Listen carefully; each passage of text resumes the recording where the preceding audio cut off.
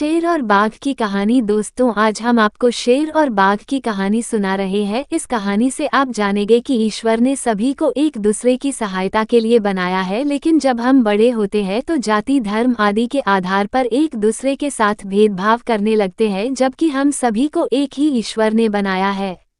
एक बार की बात है, दो बहुत अच्छे दोस्त थे जो एक घने जंगल में एक साथ रहते थे। एक शेर था और दूसरा बाघ था।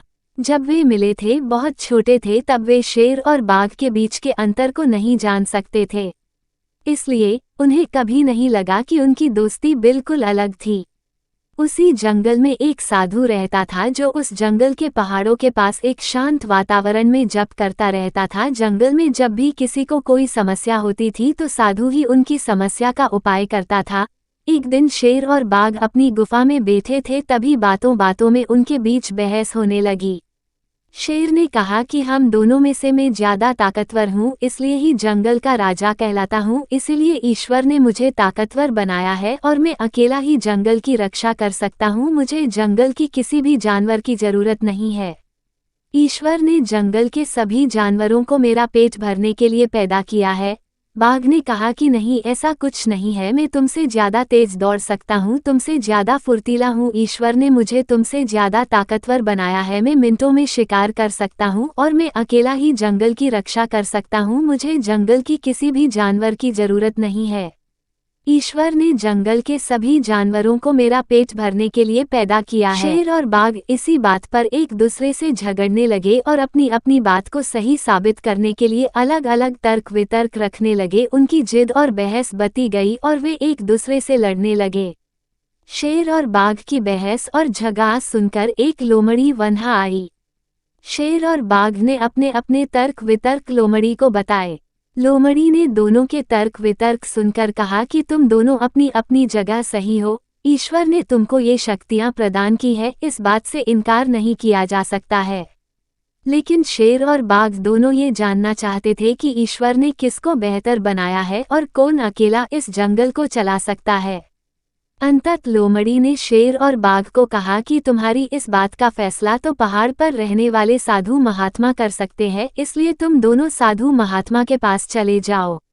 लोमड़ी की बात सुनकर शेर और बाघ दोनों साधु महात्मा के पास जाते हैं और अपनी अपनी बात बताते हैं। साधु दोनों की बात सुनकर कहता है कि तुम दोनों बचपन से एक दूसरे का सहारा हो और जब तुम दोनों छोटे थे तो तुम्हें इस बात की जानकारी नहीं थी कि तुम अलग अलग जाति के हो, इसलिए तुमने कभी झगड़ा नहीं किया। और अब जब तुम समझदार और बड़े हो गए तो एक दूसरे का साथ देने की जगह अपने आप को ज्यादा महत्वपूर्ण और शक्तिशाली साबित करने में लगे हो। शेर और बाघ को समझाते हुए साधु ने कहा कि संसार के प्रत्येक प्राणी को एक ही ईश्वर ने पैदा किया है और ईश्वर ने सबको अलग अलग खूबियां दी है ताकि हम सभी एक दूसरे के लिए काम आ सके। साधु ने शेर से कहा कि तुम्हें भी याद होगा कि जब तुम छोटे थे और तुम्हारा स्वास्थ्य ठीक नहीं था और तुम दौड़ भी नहीं पा रहे थे, तब इसी बाघ ने तुम्हारे भोजन के प्रबंध के लिए कई शिकार किए और तुम्हारा पेट भरा। साधु ने बाघ से कहा कि तुम्हें भी याद होगा कि जब तुम छोटे थे और तुम्हें भेदियों ने घेर लिया था, तब इसी शेर ने तुम्हारी रक्षा की थी। साधु ने शेर और बाघ को समझाते हुए कहा कि ईश्वर ने संसार में प्रत्येक प्राणी को एक दूसरे के लिए बनाया है। अगर जंगल में दूसरे जानवर नहीं होंगे तो आप किसका शिकार करोगे और क्या खाओगे? हर जानवर और प्राणी का अपना महत्व है और प्रत्येक प्राणी इस संसार के लिए अति आवश्यक है। ईश्वर ने हमारी खूबियां केवल हमारे लिए ही नहीं बल्कि सभी के लिए हमें दी है, इसलिए हमारा फर्ज बनता है कि हम हमारी शक्तियों और खूबियों पर घमंड करने की जगह इनका उपयोग एक दूसरे की भलाई के लिए करें और तभी हमारा ईश्वर हमसे खुश होगा। शेर और बाघ अब सब कुछ समझ चुके थे और शेर और बाघ ने एक दूसरे से वादा किया कि वो हमेशा एक दूसरे के साथ रहेंगे और एक दूसरे के मदद करेंगे।